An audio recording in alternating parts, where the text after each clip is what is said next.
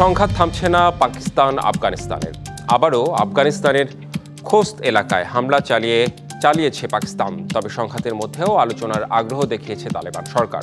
আলোচনার মাধ্যমে শান্তি প্রতিষ্ঠায় জোর দিচ্ছে ইরান, কাতার ও সৌদি আরব সহ জাতিসংঘ। পাকিস্তানের বর্তমান অগ্রগতিতে সন্তুষ্ট বলে জানিয়েছেন মার্কিন প্রেসিডেন্ট ডোনাল্ড ট্রাম্প। তবে আফগানিস্তানের হামলার নিন্দা জানিয়েছে ভারত।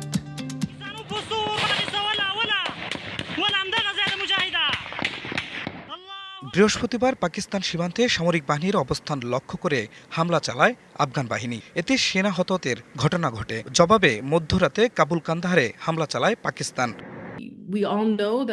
শুক্রবার সন্ধ্যায় তালেবান সরকারের দক্ষিণ পূর্বাঞ্চলীয় মানসুরি কর্পসের মুখপাত্র আব্দুল হক ফিদা বিবিসিকে জানায়, ইফতারি বিরতির পর খোস্ত ও ট্যাঙ্ক এলাকায় আবারও অভিযান চালায় পাকিস্তান।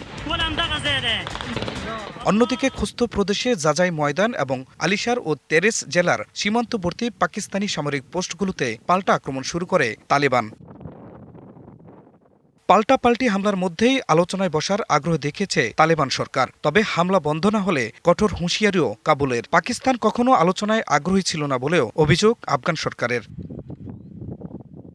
এদিকে আফগানিস্তান পাকিস্তানের যুদ্ধাবস্থা নিয়ে মুখ খুললেন মার্কিন প্রেসিডেন্ট ডোনাল্ড ট্রাম্প। শুক্রবার হোয়াইট হাউসের লনে সাংবাদিকদের প্রশ্নে বলেন, পাকিস্তানের সাথে তার সুসম্পর্ক রয়েছে। পাকিস্তানের বর্তমান অগ্রগতিতে সন্তুষ্টির কথাও জানান তিনি। কালার এক্সপার্ট ডার্ক স্যাপ এবং মাইল্ড অন হ্যান্ডস টেকনোলজি সমৃদ্ধ অরিক্স অ্যাডভান্স ডিটারজেন্ট পাউডার আপনার লন্ড্রি এক্সপার্ট। পাকিস্তানের সাথে আমাদের খুবই ভালো সম্পর্ক। সেখানে একজন দক্ষ প্রধানমন্ত্রী ও একজন অসাধারণ জেনারেল রয়েছেন। পাকিস্তান অসাধারণভাবে ভালো করছে।